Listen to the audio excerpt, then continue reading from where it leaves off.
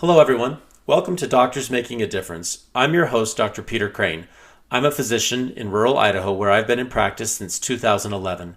Over the past couple of years, I've had the opportunity to be both a physician and a patient, and I've been so thankful for the doctors and other healthcare professionals who have helped me.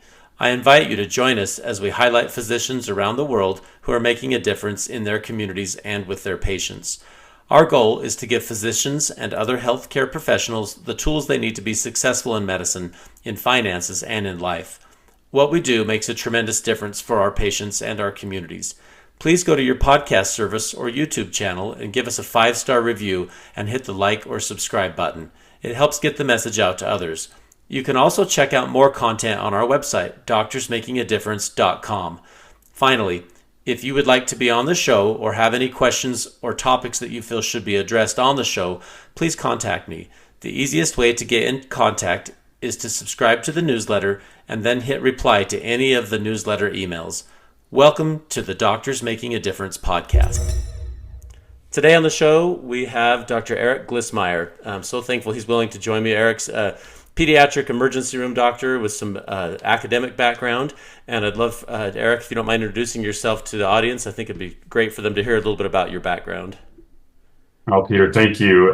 Just a real pleasure to be with you. I think a great deal of you and enjoyed our time back in medical school together. Thank you. And think of you Likewise. as one of the people who was just outstanding, and you're wonderful. So, Well, likewise, Eric, for sure. Thank you. thanks. I do practice pediatric emergency medicine in an academic setting at a children's hospital, and um, my career has taken a lot of turns I never anticipated through worlds of informatics and electronic medical record work, into MBA and things in business. I continue and all the way through have worked ER shifts, all of the undesirables, weekends, holidays, and all of the good stuff. Yep, that's the joy of And ER for nights, sure. yeah, no doubt. I had actually someone tell me about, 7 or 8 years ago, like there'll come a day when you really have it doesn't really strike your fancy anymore to, be dealing with this major trauma in the middle of the night, like you might find interesting now. And I'm starting to get that a little bit. Yep. Yeah, I've been doing that on faculty at the University of Utah for about 11 years, and kind of a training pathway that went through general pediatrics after medical school and then pediatric emergency medicine fellowship after that. In med school, I thought to myself, I don't think I ever want to be a general surgeon or something. They train too long. And then I went up and did, 6 years of You did all of it residency anyway. plus fellowship and an informatics fellowship and an MBA. So I'm a bit of a glutton for punishment. Yeah, no doubt. No, but it's pretty cool. Like if you think about, one of the things that a lot of the people who listen to this are doctors in training or residents or early stage attending physicians. And I think it's interesting to talk about because in the early stages of a career, I think it's good for us to look back and say, why did I choose this crazy path? Not only medicine, but how did I get into this particular field? And like you just said, you spent a lot more years in training than you envisioned when you first started. And yet it allows you to do some of the things that you find interesting. And so kind of walk us through that where, how did young Eric Glissmeyer decide to become a doctor and then be drawn toward pediatrics and then informatics? I think that's interesting to kind of reflect on. Sure. I don't think that the core motivations for which we start out doing things really ever change. For me, it really started at age 14 when I started to observe people that I knew personally in my life. A church leader who was also someone who was a cardiologist and treated my dear grandmother that I was very close to. Had also treated my grandfather on the other side of the family. Wow. Those kind of people, and just seeing how they were kind of able to put on their doctor hat and kind of almost became a different person when they were interacting in a professional way with my loved ones really was interesting to me, and I was amazed at what they could do, what they knew. And I had always loved science and biology and stuff like that when I was young. So those were kind of my initial motivations, feeling like I would love to be able to help people with their problems in that way, as well as, try to contribute to my community and help other people. So those were really the reasons why from the age of 14, I was like, I want to be a physician. And I knew right then. And I worked hard at it. I probably was much more of a nerd in high school than was healthy for me to be. I did some sports, but always felt like I didn't have enough time to, do things my brothers had done, like play on the basketball team, because I needed to study, and I found a lot of fulfillment in studying and learning, and I quit well. It worked out okay. Well, it's interesting as you talk to people, all of us talk to colleagues and peers, and as I interview people on the podcast, all of us have some sort of origin story, and it usually involves somebody that we observed who was in healthcare who made a tremendous difference for us or for our loved ones. And it sounds like you're no different. And I can relate, Eric. When I was about 14 or 15, my dad said, and we had a family doctor that we liked a lot that helped us and would help people that got in trouble. And he said, "Hey Peter, why don't you become a doctor? Then you can come back to the community and help people." And I was about 14. I'm like, okay. I never changed my mind. I'm like, okay, I'll do that. And so I just kind of stuck with it, and I found along the way so many mentors and peers, and again made a big difference in my life. That's what the podcast is called, is Doctors Making a Difference, because for sure that's one of the, it's like you said earlier, the core of why we do what we do. It doesn't usually change, even when you get stressed and burned out and life presents different chapters. It still has to come down to that, well, somebody made a difference in my life and I want to give back, or I want to help. And so interesting that you reflect on that. So how was it you decided to go from academic pediatric ER into informatics? I think that's an interesting side journey that most doctors don't get to take, and yet informatics sort of is in the details of our lives. Love it or hate it, it's there all the time. And so I was curious how you entered into that and embraced it. Fundamentally, I think it relates to my personality tilt, or my kind of color. I'm a very there's a lot of different personality tests, right? Some Right. relate to colors. I'm predominantly blue and red, which are kind of people that thrive on both connection as well as competition. So I'm kind of a weird breed. I've got a little bit of both in me. It's good. Those are my two dominants. And as I was finishing my Peds Emergency Medicine Fellowship, I knew I wanted to add some additional tools to my toolkit. And what's going to distinguish me beyond just being an excellent clinician. And I had thought I wanted to do like health services research, large data sets, answer big questions related to common problems that we see in pediatric emergency medicine: appendicitis, infants with fever, other kind of major trauma situations. And I started to do some research in those areas and have some success, and thought, well, maybe I really want to learn more about informatics and how to use large data sets and do research with that. So I took some master's level courses at the University of Utah during my fellowship that my division kindly supported me in. And then all of a sudden, I think, serendipity sometimes plays a big factor, right, in Mm-hmm. our lives. And I had done residency at a place that used a certain electronic medical record, and I came back to Intermountain and the University of Utah, where at Intermountain at that time they were using some homegrown EHR that really needed to be replaced, and they Right. I finally made the remember because decision. I did medical school there, and I'm like, oh boy. Yeah, yeah. And they finally made a decision. We're not in the business of building an EHR, and we're actually not very good at it, and we should actually buy one. And they chose to buy the one that I was used to. And I was like, oh, what an interesting opportunity. Maybe I can be involved in helping make it a good experience. And that started into me taking these informatics classes I had, one of them, which was implementation of systems, of all things, and turned into me working throughout the 21 at that time, now about 36, Intermountain hospitals, and helping their ERs prepare for and successfully implement the electronic medical record. And we had a lot of success with it. Like, for something that was not a popular thing, and it ended up that the ERs were most happy compared to any other area in Intermountain. And I took a lot of joy in that, because I really enjoy helping my colleagues make things that are painful for them a bit easier for them. That's a big part of what has motivated me throughout my career. Well, and I'm confident that the message coming from someone who's a peer who is a pediatric ER doctor saying, hey, this is how this works and let me show you how, because I have to work the night shift this weekend.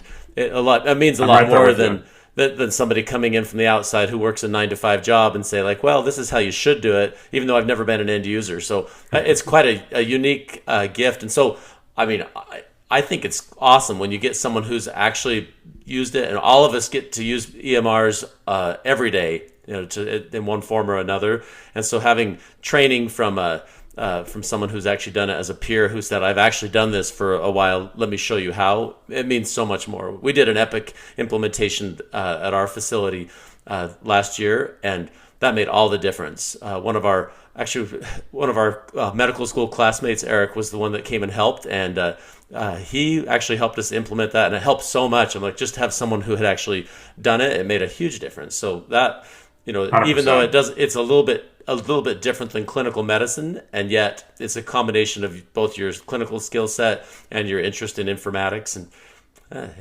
I think if someone was listening to this who maybe have a little of a tilt toward information systems and big data sets and solving those big problems, like you said, here's a career path. Here's an example of a physician who's done that, and I think that's pretty cool. Well, a neat thing about that is you really can do what you just said, and you can really have a hand in actually making the systems better. Fundamentally, all of us can find plenty of things to complain about in our lives. And you can find ways to improve them too. And it usually is hard. It's usually, most opportunities, as some people say, come dressed up in overalls and look like work. And they're hard, right? It's hard to make things better. The devils are the devil is in those details of really working through things collaboratively, but you can really make great improvements. And I was at some of the things I most fondly remember as part of that experience, in addition to the people I worked with, were the fact that we were able to tackle some really hard challenges, and we weren't able to make all of them screaming successes, but we were able to make some of them much better. And that's fulfilling. Oh, that's great. I have mostly interacted with you over the last 10 or so years here, sharing patients that I've sent to the tertiary care center ER for pediatrics, saying, hey, you've got something that needs to be seen in a tertiary care center, because I work in a critical access hospital, and we send there, and then you do an awesome job. Well, yeah, Dr. thank Crane, you. By the way. Likewise. And I'll get the note back and be like, oh, it's Dr. Glissmeyer, and I'm so pleased because I know they're getting great care. And so we can't talk about HIPAA compliant type stuff on in a public setting, but I was curious if you have any stories or things that you might share as through your work in pediatric ERs. I mean, sometimes you find people where you make a tremendous difference in their life, and again, you can't share individual details, but in generalities or details of something that couldn't be identified. I'd love it if you could share anything like that. Oh, you bet. A couple experiences come to mind. Some the very kind of dramatic, and some the more everyday. One that's the more dramatic is, I remember when I was working an afternoon, and it was about 4 p.m., and get a phone call from a kind of critical access hospital saying, I've got a child that was mowing the lawn, and something flew out of the lawnmower and struck him in the chest, and we think it's like a nail, and it kind of sucked into his chest, and now we can't see it anymore. And we took an X-ray, and it's like overlying kind of his heart like this, and he's doing okay. And we're like, well, can you get one more X-ray view, maybe a lateral? Because we don't really know from this one view. We were able to see the X-ray because they were within our same healthcare system. And they took the lateral, and then on the lateral, here's your heart, and it was like that. And we're like, okay, it is in the right ventricle, penetrating right? the myocardium. It is right in the heart. Holy. So, just even sometimes those little things of caring for kids right before they are going to be able to transfer to you can make some of the greatest difference, because with that knowledge, we were able to have all of the CT surgeons and cardiology and general trauma surgery all in, and they went directly from the elevator to the trauma bay to the OR within, I think it was 9 minutes. And so big time savings. And got managed and did great. And it's fun to be able to care for patients that aren't even in front of you yet. That's always an interesting challenge. and having to kind of read between the lines of the information you're getting and knowing what could be going on and what may need to happen now is kind of a fun game to play. We actually get to play that game a little bit in a special way now because we've started this process where me and some of the other docs actually work shifts at our transfer center where we sit there and don't have patients in front of us that we're worried about caring for and taking calls. We're just taking calls to try to help serve the docs that are sending patients to us. And that's really fun. And the more mundane things, like I just had a sweet little family the other day in the ER that was sent to us by urgent care because he was having, wheezing, and 2-year-old, and first time he's wheezed and has a cold and is it asthma, and urgent care just was noticing he was still wheezing and was mildly, he wasn't hypoxemic, but he was close at the time they sent him to us. And we were able to just quickly, honestly, I think he was in the ER less than an hour. We were able to give him a few more puffs of albuterol, make sure his dose of steroid was good, talk with him about follow-ups. And then one thing I've instituted with our primary care group at the University of Utah is a clinic that we peds emergency medicine docs actually work in to help increase sick visit access for the general pediatrics group. And so I was just there yesterday, and I'll be there this afternoon, just working a short afternoon shift to increase the sick visit access. And I had this same patient I saw 3 days ago follow up with me yesterday. So how fun that as an ER doc, I actually got to see them back, not in the ER. And just to have a short conversation with them about like, hey, how's it going? And hey, what should we maybe think about when he gets sick again next? And talk about what to anticipate as next steps, which are sometimes things I just don't really get the time to go into in the ER as much. Or regardless if I have the time or not, the family may not really be able to hear it or process it in the setting of their child being acutely ill. So it's really fun to, I think, at any point in your career, recognize that you can create opportunities to get outside of the normal rut that you ride. And that is always stimulating. Any physician, I think, can kind of experience burnout and fatigue in their job by just doing the same thing all the time and not feeling like they have other opportunities for growth. And you can create those. We physicians have a lot of autonomy, and sometimes more than we remember that we have. Mm-hmm. And there's a lot of unique things we can do, and not all of them you do will be successful. I've had to make adaptations in this clinic that we do because we're short on bodies and we can't staff all the days that we used to. And that's okay. Like, you make changes over time. Not everything will stay successful forever. And this is part of our journey. Yeah, that's pretty neat. I mean, that's a little, that's near and dear to my heart because I'm a rural family doctor. So every time that somebody comes to the ER, like, well, I'll see you in clinic tomorrow, or, I'll be admitting you to the hospital now and caring for you to the end, or, hey, we're going to admit you to the nursing home and you'll be my patient for the next 5 years. And so, but and sometimes that creates challenges, but that continuity is a big deal because you're right. In the acute setting, sometimes people are just so stressed by the moment and what's going on. And it's nice to sit down later when the sun's out and everything's good and we're not in as big a hurry. Let's sit down and talk about what we're going to do next time, or how can we prevent this person from having the same emergency again if it's a chronic sort of thing. Or sometimes just to decompress a little bit because they're like, hey, my loved one that I love so much has gone through this thing and I felt like he was going to die. And then you say, well, we did these things and next time we'll be 3 or 4 steps ahead and you'll know when to come in a little better. I think those things make a big difference. You've probably found the same thing I have. Sometimes the biggest difference I feel like you can make is not necessarily that me having the skill set fixed you. Sometimes it's just I provided understanding of what's going on. And we provided a care or did an intervention or gave you a medication or did a surgery that helped. But a lot of times it is saying, okay, I'm here with you in the hard moments. And I can explain what comes next, and I can put it in context, and I can walk that journey with you. And I think that is just as valuable for patients in some regard as getting the actual care. Like both sides of it are important. And I also just want to reflect on, you said the autonomy of as a physician. That is, you have such a gift as a doctor. People don't often. Sometimes I think we get trapped in these mindsets that I can't change or I can't fix. whatever it is, and yet you really do. You're the one with the clinical training who's been to the residency, and you've been through all these hours of training, and your administrators or other people who haven't done that just don't have that background, and it gives you a ton of autonomy and a big voice to make a lot of difference. So I appreciate you sharing that stuff, Erica. That's awesome. Oh, you bet.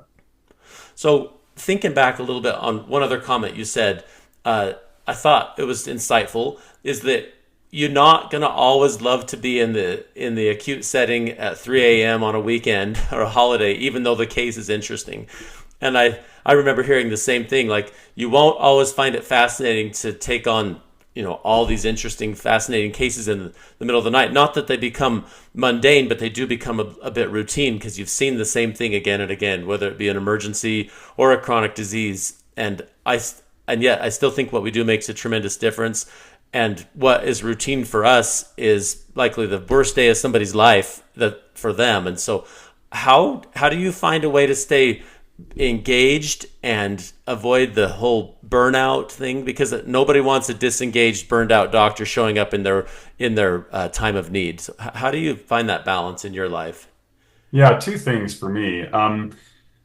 The medicine is the easy part, which is hard to understand when you're in training. For sure. Because everything is new to you, or if it's not new, you're still trying to kind of figure out where things fit together, and you're really just starting to develop these scripts and macros and how things arrange in your head, and it's all kind of confusing. And then things start to become more familiar, and as you said, a little bit more routine. But that takes time, right? And truly, it surprised me when someone first told me, like, "Oh yeah, the medicine's the easy part of what I do," and it's it's actually very true. I mean, I am always learning, and I make mistakes. I've missed important diagnoses before, and I probably will again in the future, because we all practice in challenging environments. The challenging factors of mine are that I might have 13 patients and families with different needs at the very same time, and not all of them are urgent, but to them they are. Right. And learners' needs and different nurse practitioner skill sets and fellows and residents and med students and others that all work with me at the same time, patients that I'm not seeing in front of me that I am caring for, outside our system, as I talked about. So all that stuff can happen at the same time and can be a lot of things to juggle. Um, Yet I do find a sense of fulfillment in it's less exciting to me to get the diagnosis right than it maybe once was years ago, because like that's just kind of like table stakes. Like I can do that. I know that. Um, but when I can like take a frustrated family because they were given unrealistic expectations of what we were going to be able to do for them in the ER that night, like have the MRI machine spun up and ready and waiting for them, and have the gastroenterologist sitting at their bedside when they got there. Those kind of things, right? Right. Um, and fix everything, and not charge them for it as well. True. All of that. I'm not saying that I'm some sort of like wizard or that I pull Jedi tricks on people. Like these drones. These are not the droids you're looking for. But it is really fulfilling when you can really get down to the core need of what someone has, and as you said, it is probably the worst day of their life. Something they're going to remember forever, though I probably won't. Something that they're full of fear, full of uncertainty, and many of us get into kind of a defensive, aggressive, even attacking mindset, right? In posture in those settings. So it's real. And when I can kind of when I can get in those situations, not avoid them, hit them head on, and try to meet the family with genuine compassion and concern for where they're at, and with some realistic expectations and talking with them. It's really fun when you can take someone who is, the nurses are like, "Oh yeah, you're going to have a problem in this room. This mom, this dad, they're up in arms, whatever," and we can really kind of make something out of it. That's fulfilling to me when I can have someone feel like we really met them where they're at and help them going forward, even if you weren't able to deliver everything that they maybe came expecting. I still find that fulfilling, and that's a victory for me. And so that's part of what kind of keeps me going, in my job. But I think the other part too is just that I get to work with a lot of other people at different stages of where they're at. These are newer nurse practitioners. These are, you know, fresh out of medical school residents, sometimes medical students. I work in quite a rarefied setting, so it's not maybe one I have the most med students in, but certainly residents, fellows, nurse practitioners, and helping people through their own progress, which is going to be different than mine in their stages of training, is really fulfilling to me and something that is always new Yeah. because there's always new learners and they always have their own unique approach and their own unique ways they're coming at things. And I feel like I'm learning new techniques all the time at becoming a better educator, helping them um, introspect a little bit more and helping myself give more valuable feedback in the moment and things that can help them.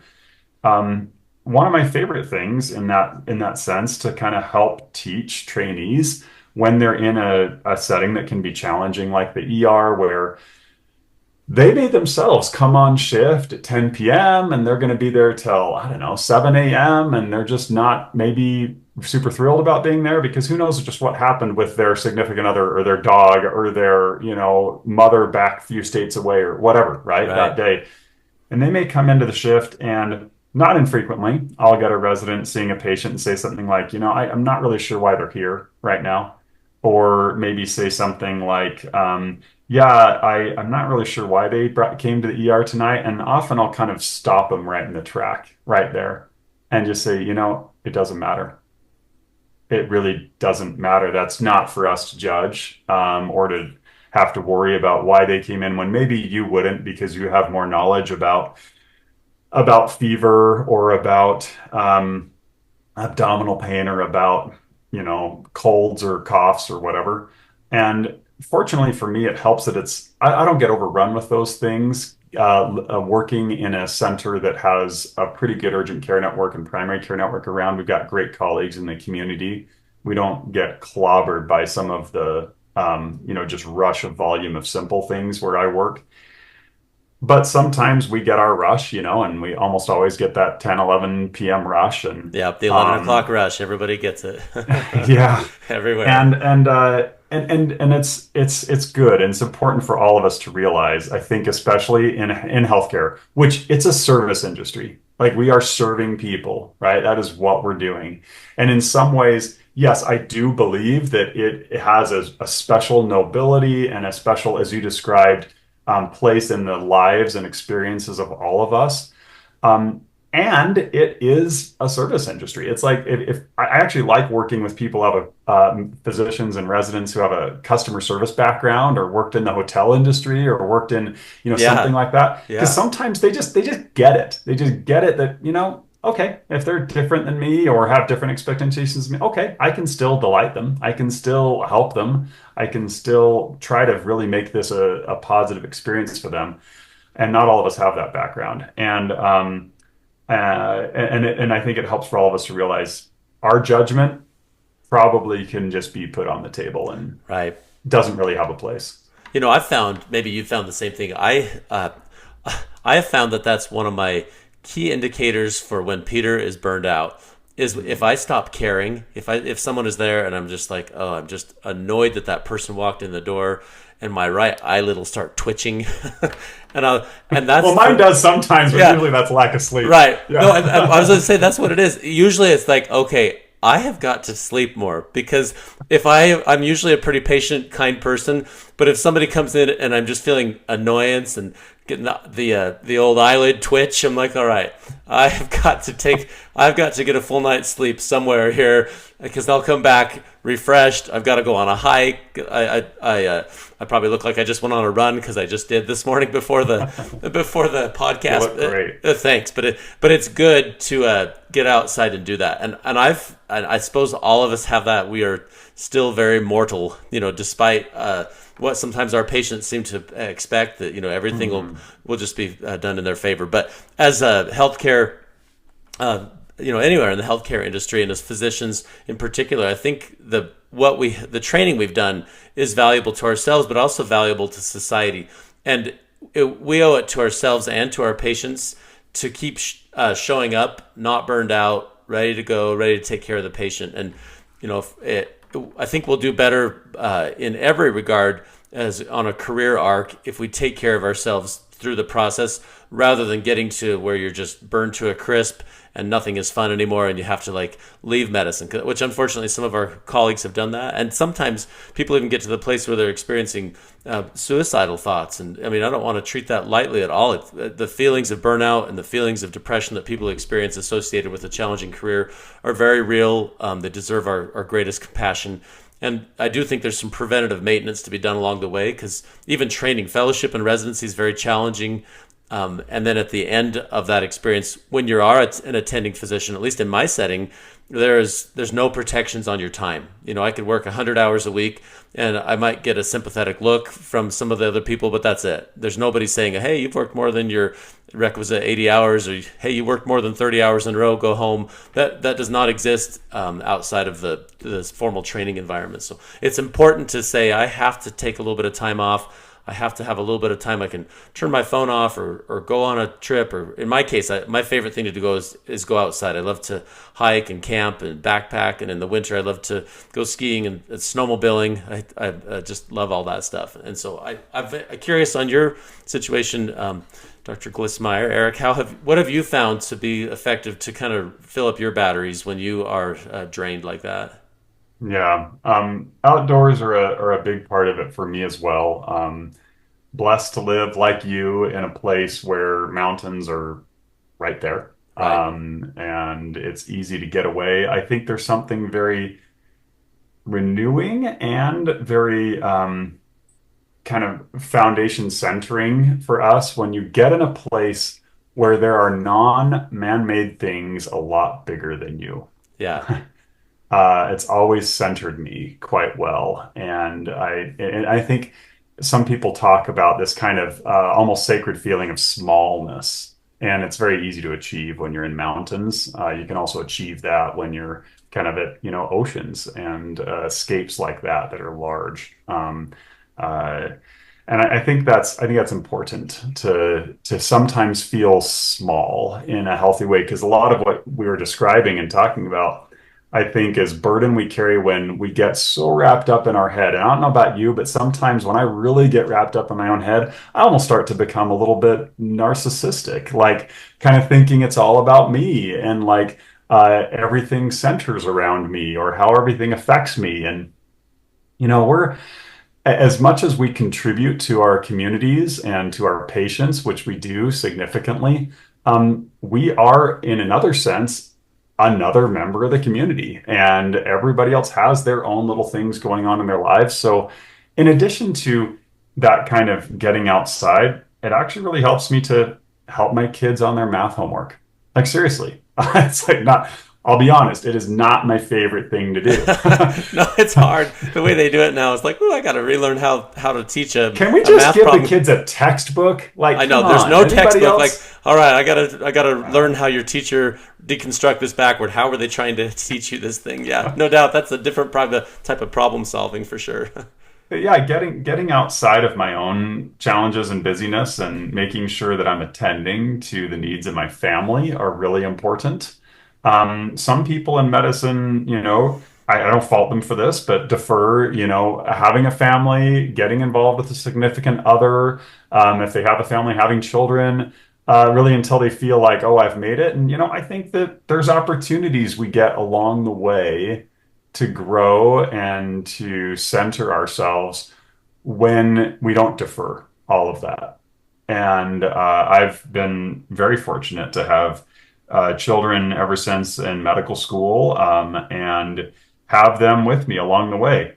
We took a fun family trip this summer back to Boston, where I did residency, and where my oldest is old enough when we left there to remember some of the parks and things we went Oh, that's to. cool that she remembers that. That's great. Yeah, it was pretty awesome. And we took a little picture of us in the park, my wife and my child and I, the same way that we did at that point, like 13 years ago. Oh, And it fun. was just fun to compare them.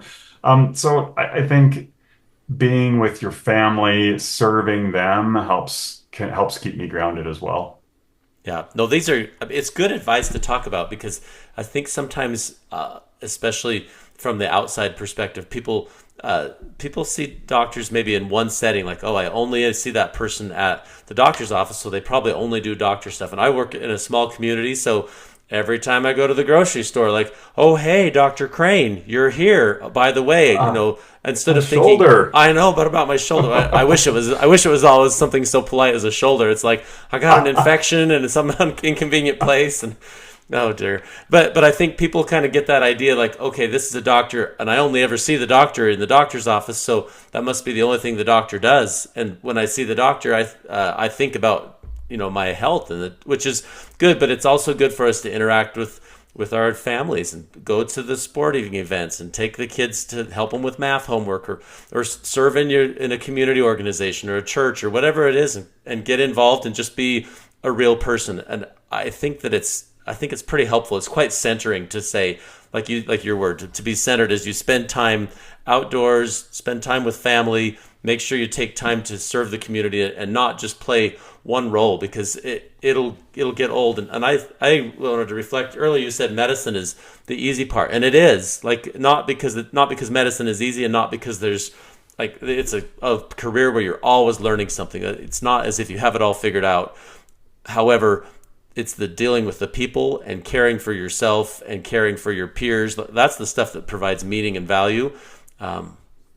It's just so important to take care of those things that are, I think it's that diagram that shows the things that are urgent, not urgent, important. We have to do things that are both non-urgent yet so important. Those things that, like, the taking care of family and spending time filling up your cup, and those things are the things that really fill us up, for sure. If we ignore those important things too long and they become urgent, it's often too late, That's right? a good point. Yeah, if they went from And the not urgent to now it is urgent that I take care of myself, you're right. That's when generally people are in crisis.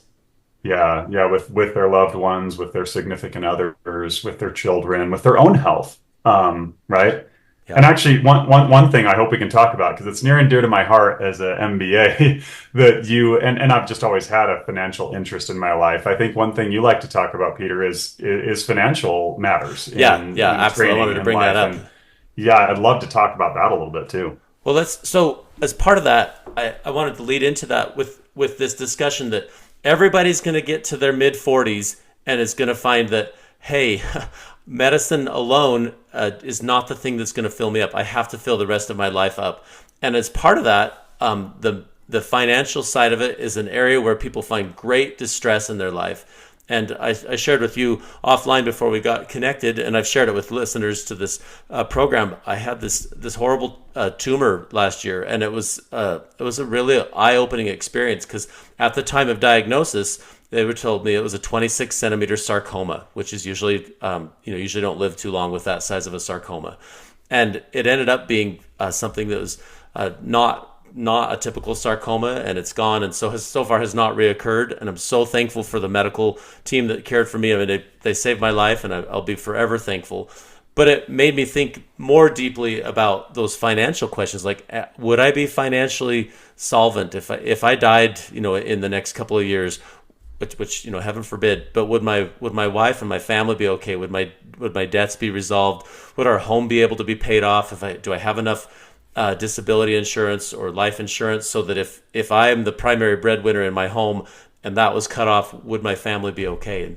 And I think that doctors make a lot of mistakes, especially early after residency or fellowship, because they've had this pent up demand, and you say, like, okay, now it's time to acquire the things of life, a home, a nicer vehicle, a nicer part of town, whatever, and some of the toys or some of the vacations.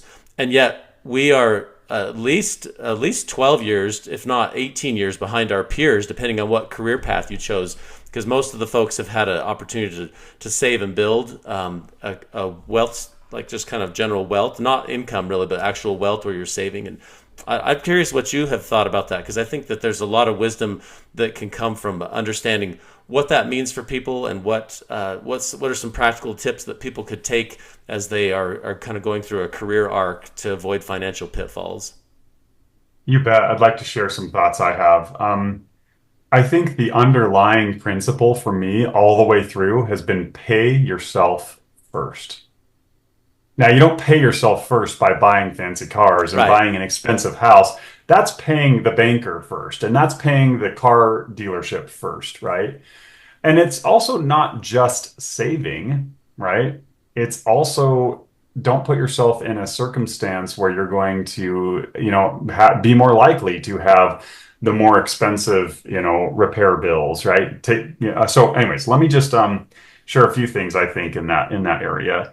You're absolutely right that there's a there's a delayed gratification that we all must endure, right? Going into medicine, it's a long road, right? And it can be hard when you're in your early 20s and you're seeing your buddies getting jobs that are, friends are getting good jobs after just a baccalaureate or not even completing a college degree, right? And you're here slaving it away while you're like trying to get into medical school even, and then when you're in there, you're you're um, you're always thinking about the next step. What about getting into um, uh, what about getting into residency? What about getting into fellowship I want? And what do I even want to do? You're always, what is the next step? And those are important considerations and things that will work out with time, but they occupy your thoughts. And all the way along there, many times people are feeling this pent up, like you said, interest in, well, I've always wanted to drive this car. I've always wanted to, live in this kind of place.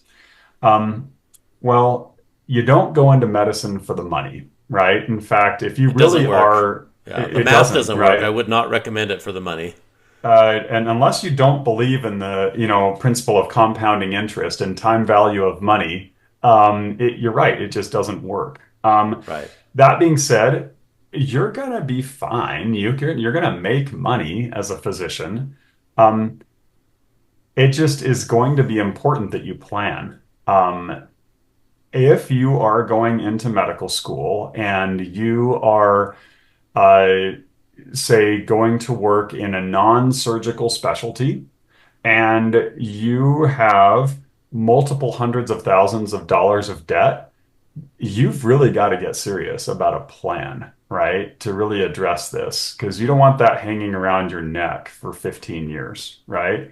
Or even 10 years. Some people are like, well, maybe if I work in this place, it'll get like wiped away. It might, maybe. And Right. maybe laws will change and maybe it won't.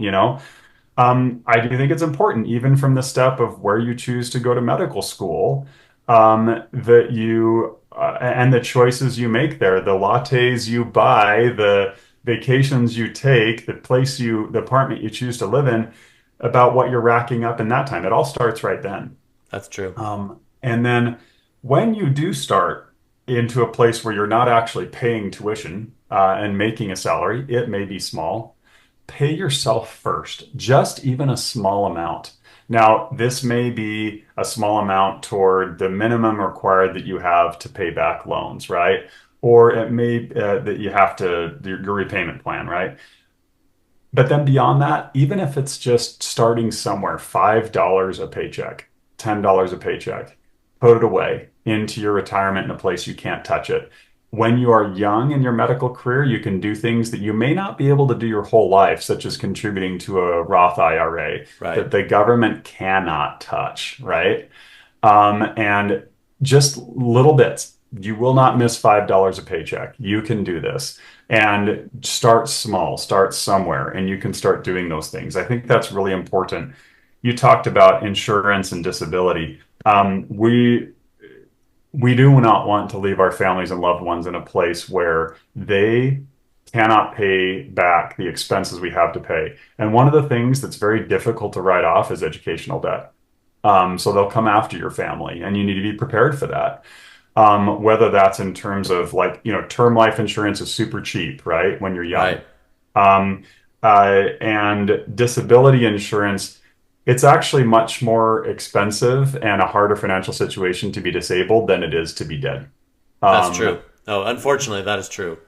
yeah, so make sure that you look into that. And there's things specific to own occupation disability, where if you don't choose the right kind of disability insurance and you maybe go with the cheapest option, they may say, because of the way the policy is written, well, but you could still work as a you say you go into general surgery. Well, you could still work as a, as a clinic doctor.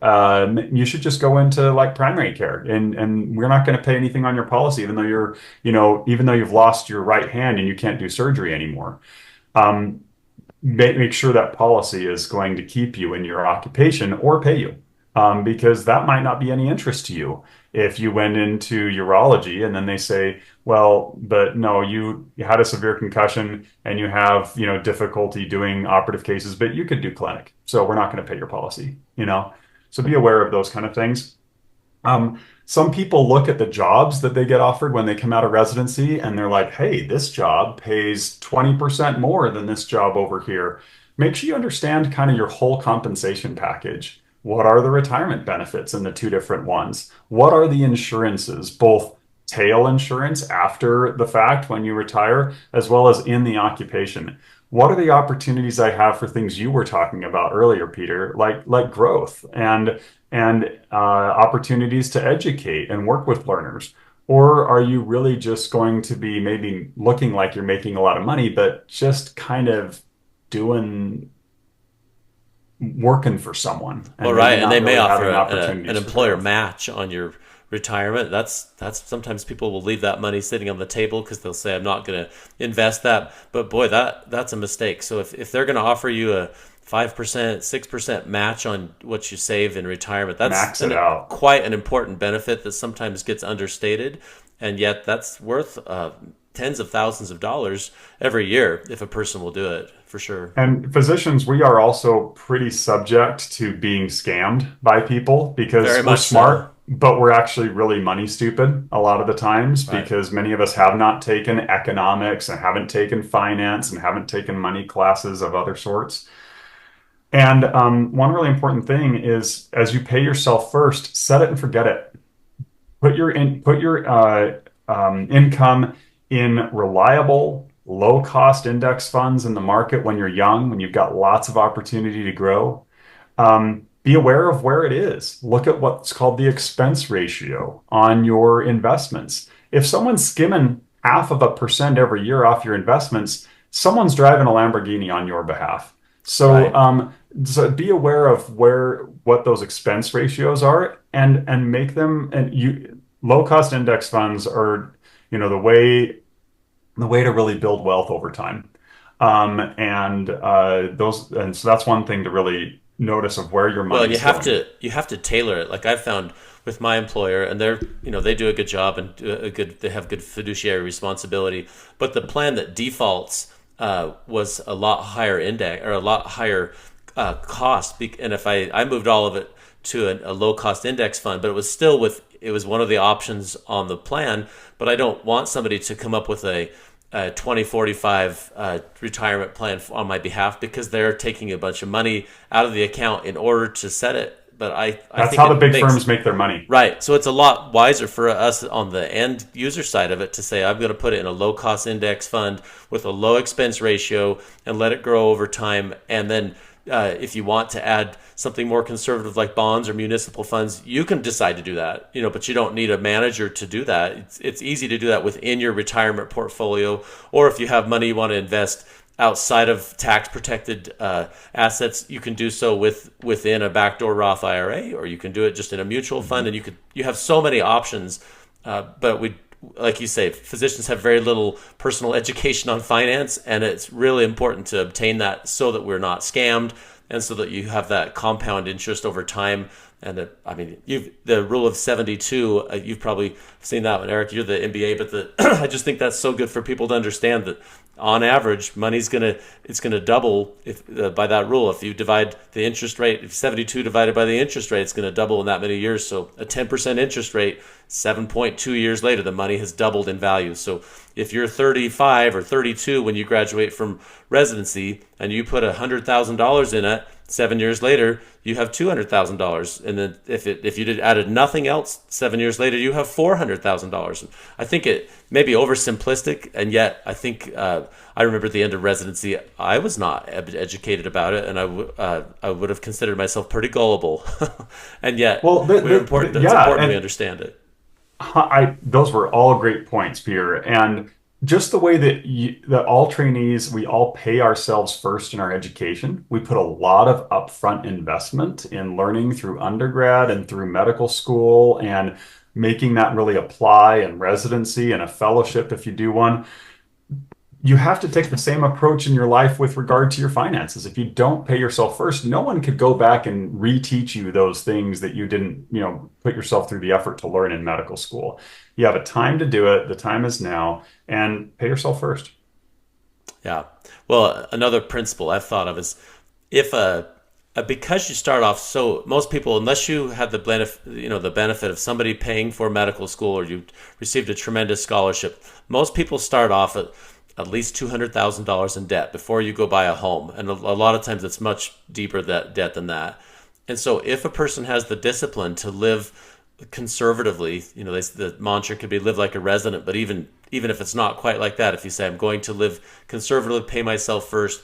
And if you could do that it takes a long time, but at least those first 5 years, it benefits you and sets your financial direction so much better. And then you can start to pay down those debts. You can save up for a home. You can drive a vehicle that's a little bit older. And then when you kind of graduate from that time, you say, well, I've got a plan. I know what I'm going to do.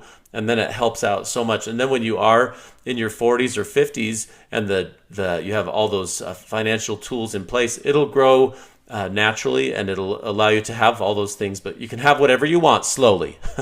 That's what we say. Our little hospital, sometimes we can't just go buy the fancy schmancy thing. We can have whatever we want slowly. It's just safe for it. And it's true. Related to that, Peter, and related to our relationships that we talked about earlier, I think the other thing to remember is one spouse, one house. I've heard that rule. It makes so much sense.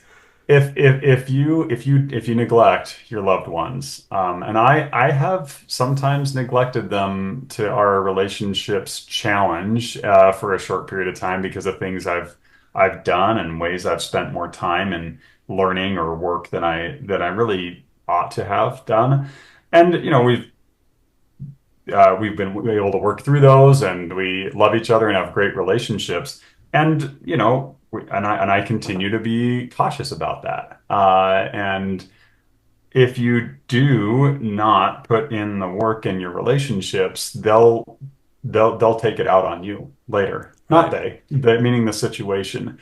If you are, there's no quicker way to lose assets than to divorce. Yeah, right? No, it's so expensive for people. And it's not good for anyone, right? No one goes into it saying, "Oh, yeah, this is going to be this is how I want this to end," right? So I think that beware of those things, and you are on the other side of the relationship. If lawyers get involved, they're going to look at you as the physician and be like, "Oh, yeah, we have value to extract here." So take care of your relationships, prioritize them, make them a priority in your life. That's really important. Yeah. Well, these are all good principles. Pay yourself first. And that doesn't mean buy toys. That means pay off debt, take care of your financial house first. One house, one spouse. I love that rule. We talked about the rule of 72, just the power of compound interest. The earlier you begin to invest that money, the more it'll pay back. And I just think that taking care of those things in that category 2, where things are not urgent yet are so important. We have to do that so that you can show up to work prepared, and so that you can be a good physician, but also just a good human. It makes perfect sense to do that, but we have to be in it for the long haul. Somebody I heard once said that you'll make a lot more money over the course of a career if you work more years than any other factor. And many people burn out and say, okay, I'm so fried. I have got to be out of this by the time I'm 45, 48, and I can never work again in medicine. Unfortunately, that's a great loss to medicine if people do that because of burnout.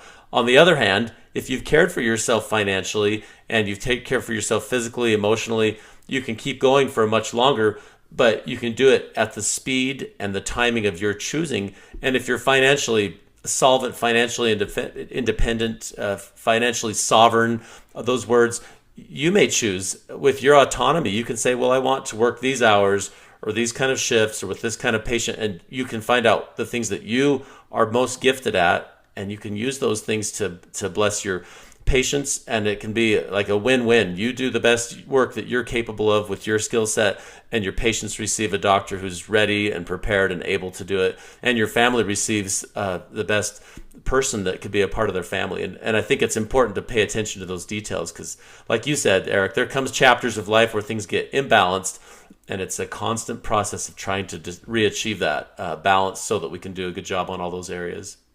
I found those to be true. And personally, I don't love the word balance because it never really is. I No, mean, it's never how balanced. much of us spend as much time with our children as we do with our patients? Right. None And of you're us, right. right? Balance is, you can never get to a place of homeostasis and balance perfectly. It's hard. You can't, and I think and that's exactly it. We expect that word means equality, but it isn't, right? Just the way that are you going to become a different person at, whatever you retire, 60, 65, whatever? Are you going to become a different person on that day you retire? No, right?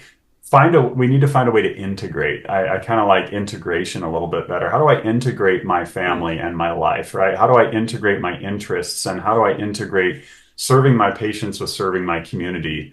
And I think that it's a constant battle. There's no magic answer, and that's okay. Just like there's always new challenges each day that in the patients we treat. I think we can embrace that challenge and work with it, but really work to integrate I these love things in that. our life. That's a great way to say it. So you heard it here first. Eric Glissmeyer has given us the key to success: integrate. No, but surely that's a wonderful way to think about it. Integrate all those areas so that you're not just playing one card, so to speak, or one key. You play the whole orchestra of life, and it's pretty important for us to do that. Well, Eric, this has been super enlightening. Do you have any, as we've gone through this, any other thoughts for our audience today? Because I hope that everybody will take something from this interview and feel motivated to either put their financial house in order or become a pediatric ER physician with an MBA, or whatever part of the career you're in. You may find some inspiration and say, hey, this is someone who's made a difference. And I've wanted to have you on this ever since I thought about this. I thought I want to have Dr. Glissmeyer because he's made a tremendous difference in the patients, and not only in the healthcare side, but working in informatics. And I know you do well integrating with your family. And so I really appreciate you taking the time to do it. Any other thoughts for our audience today? You're so kind, Peter. Thank you. It's been a delight to be with you. I know that the word sacred sometimes is overused or popularized today, but it really is a sacred space that we get to be in with our patients. You ask them, and years later, they'll be like, well, I just remember that time you sat down with me and worked me through this, or I was really in crisis at this time. And again, you might not remember that because you do it all the time. But it really is a sacred space. And if we can tap into just a little bit of that importance and energy, and be a little thoughtful, at the end of our day, on our drive home, on a walk or a run or whatever you do outside, to think a little bit about from the perspective of those we seek to help and treat. That's really valuable. There was a book written by a Dr. Cliff Cleveland who spent a life in family medicine called Sacred Space that was given to me back when I was in medical school, and it's just a great book and a wonderful read. I'd encourage everyone to look at it. Oh, great. That's awesome. Sacred Space. I'll put that in the show notes. Cliff Cleveland. Cliff Cleveland. Well, no, that is awesome. And so, Eric, I really appreciate you taking the time. I've learned some stuff from this, and I will take those things, incorporate them into my life. And those who are listening, I hope you'll find the same enjoyment. And so, thank you again for taking your time to do this with us today. And I hope that the rest of the day goes great for you. Yeah, likewise, my pleasure. Okay. Thank you. Thank you so much.